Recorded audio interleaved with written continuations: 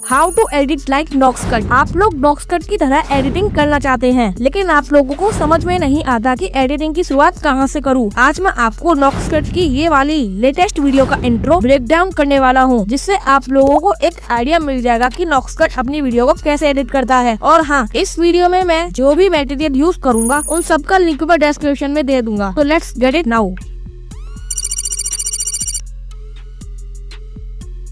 Okay, so Alight Motion में एक new project बना लेना है। फिर प्लस वाले बटन पर क्लिक करके ये वाला बैकग्राउंड ऐड कर लेना है एंड मूव एंड ट्रांसफॉर्म में आकर इसे थोड़ा स्केल कर लूंगा। अब फिर से प्लस वाले बटन पर क्लिक करके टेक्स्ट ले लूंगा एंड कलर में आकर ग्रेडियंट पर क्लिक कर दूंगा। अब पहले वाले कलर पर क्लिक करके इसे व्हाइट कर दूंगा और दूसरे कलर को रेड कर दूंगा और इस ग्रेडियंट को कुछ इस तरह से कर लूंगा। अब यहाँ से बैक कर लूंगा एंड मूव एंड ट्रांसफॉर्म में आकर इसे थोड़ा बड़ा कर लूंगा।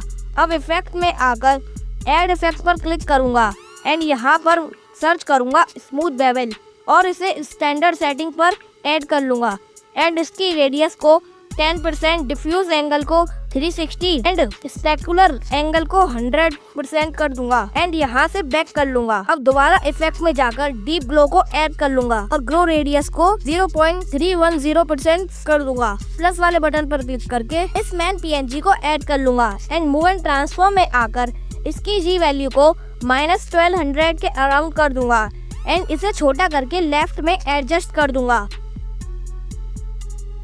टेक्स्ट लेयर पर क्लिक करके इसकी जी वैल्यू को मैं 800 कर दूंगा एंड यहाँ से बैक कर लूंगा और बैकग्राउंड में आकर इसकी जी वैल्यू को मैं 1000 कर दूंगा एंड इसे स्केल कर लूंगा। अब टेक्स्ट लेयर को भी स्केल कर लूंगा और थोड़ा एडजस्ट कर दूंगा। अब यहाँ से बैक कर लूंगा। अब प्लस वाले बटन पर क्लिक करके ऑब्जेक्ट / एलिमेंट में जाकर नल को ले लूंगा।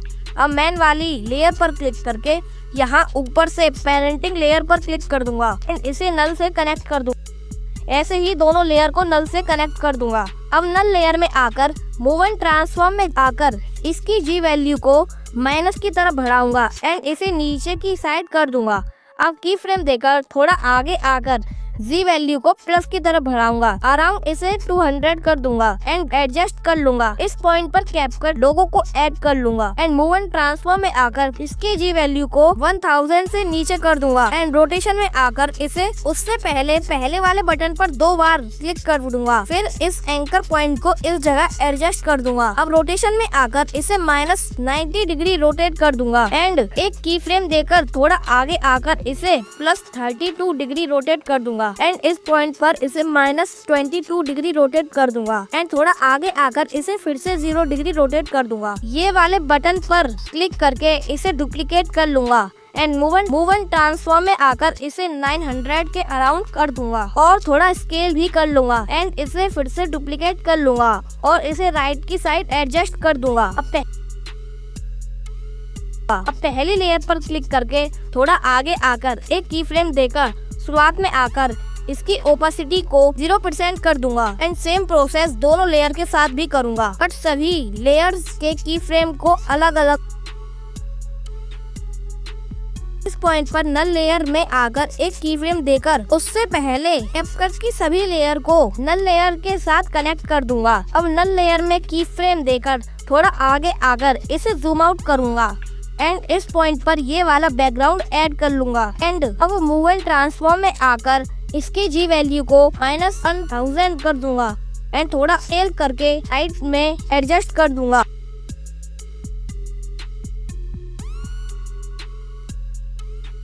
प्लस वाले बटन पर क्लिक करके ऑब्जेक्ट / एलिमेंट में जाकर कैमरा को ले लूंगा एंड इस वाले बटन से कैमरा व्यू को ऑन कर लूंगा और यहाँ पर एक मैन पीएनजी को ऐड कर लूंगा। कैमरा में आकर एक की फ्रेम देकर थोड़ा आगे आकर इसे जूम आउट करूंगा। यहाँ से बैक करके मैन पीएनजी में आकर मूव एंड ट्रांसफॉर्म में आकर इसकी जी वैल्यू को -1700 कर दूंगा एंड थोड़ा स्केल करके इसे राइट में एडजस्ट कर दूंगा।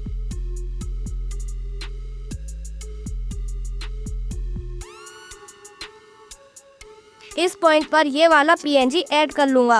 अब मूव एंड ट्रांसफॉर्म में आकर इसकी जी वैल्यू को -1700 कर दूंगा एंड स्केल में जाकर इसके साइज को छोटा कर लूंगा और इसके आगे वाले पार्ट को डिलीट कर दूंगा। अब थोड़ा आगे आकर एक की फ्रेम देकर शुरुआत में आकर इसे नीचे की साइड कर दूंगा। अब बैक करके ब्लेंडिंग एंड ओपेसिटी में आकर एक की फ्रेम दे दूंगा एंड थोड़ा आगे आकर दूसरा की फ्रेम दे दूंगा। अब पहले की फ्रेम पर आकर इसकी ओपेसिटी को 0% कर दूंगा। अब मैं इसे डुप्लीकेट कर लूंगा एंड इन दोनों PNG को कुछ इस तरह से एडजस्ट कर लूंगा।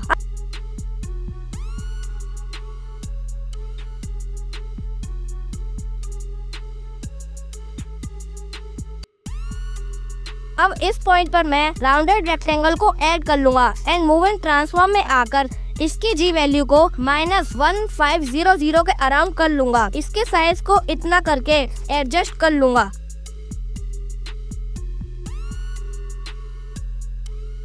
दोबारा शेप में आकर रेक्टेंगल को ऐड कर लूंगा। इसकी जी वैल्यू को मैं -1600 के अराउंड कर लूंगा।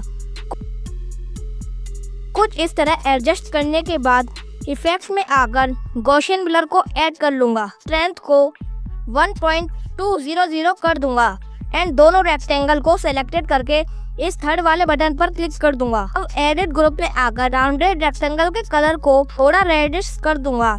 अब यहाँ से मैं मेन प्रोजेक्ट में जाऊंगा एंड इस ग्रुप एंड मास्क वाली लेयर पर क्लिक करके इसे -180 डिग्री रोटेट करके इससे कुछ इस तरह से एडजस्ट। ब्लेंडिंग एंड ओपेसिटी में आकर एक की फ्रेम देकर थोड़ा आगे आकर दूसरा की फ्रेम दे दूंगा एंड पहले की फ्रेम पर इसकी ओपेसिटी को 0% कर दूंगा। अब इस पॉइंट पर मैं प्लस वाले बटन पर क्लिक करके टेक्स्ट ले लूंगा। इसकी जी वैल्यू को -700 के अराउंड कर दूंगा एंड इसे थोड़ा छोटा कर लूंगा। यहाँ पर जस्ट कर दूंगा एंड इसके कलर को व्हाइट कर दूंगा। तो इसे डुप्लीकेट करके इसे टेक्स्ट को चेंज कर दूंगा। कलर एंड फिल में आकर ग्रेडियंट पर क्लिक करके इसके पहले कलर को व्हाइट एंड दूसरे कलर को रेड कर दूंगा एंड कुछ इस तरह से एडजस्ट कर लूंगा। अब मूवमेंट ट्रांसफॉर्म में आकर एक की फ्रेम देकर थोड़ा आगे दूसरा की फ्रेम देकर पहले की फ्रेम पर इसे नीचे की साइड कर दूंगा। अब ब्लेंडिंग एंड ओपेसिटी में आकर एक की फ्रेम देकर थोड़ा आगे आकर दूसरा की फ्रेम दे दूंगा एंड पहले की फ्रेम पर इसकी ओपेसिटी को 2% कर दूंगा एंड सेम प्रोसेस से दूसरे टेक्स्ट को भी एनिमेट कर लूंगा। ग्रुप एंड मास्क वाली लेयर डुप्लीकेट लेयर बना लूंगा एंड इसे यहाँ पर एडजस्ट कर दूंगा। अब इन्हीं टेक्स्ट को कॉपी करके राइट में एडजस्ट कर लूंगा।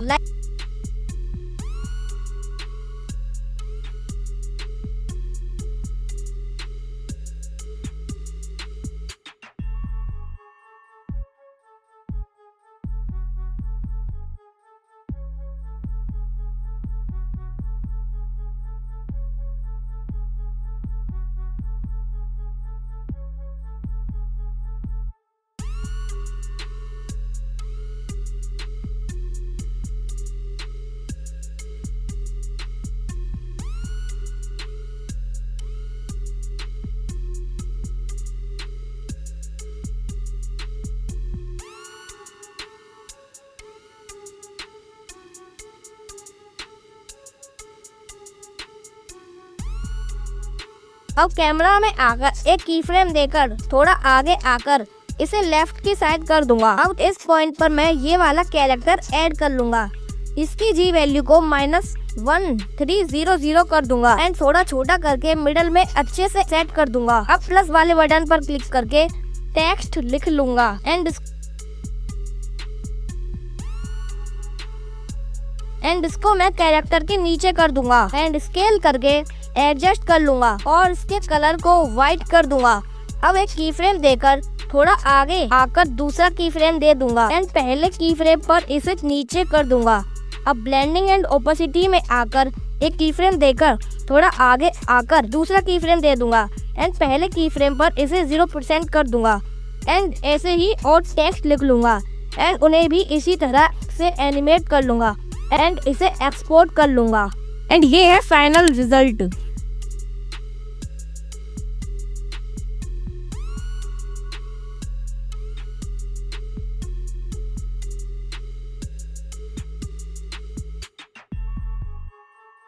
मुझे पता है कि ये उस जैसा सेम टू सेम तो नहीं है, लेकिन मैंने बिल्कुल वैसा रिक्रिएट करने की कोशिश की है, क्योंकि फोन और पीसी में बहुत अंतर होता है, लेकिन तो भी मैंने अपना 100% दिया है। आई होप आपको ये पसंद आया होगा। एंड आपकी स्क्रीन पर जो वीडियो सजेस्ट हो रही है उस पर क्लिक करो, हमारी मुलाकात वहीं होगी। एंड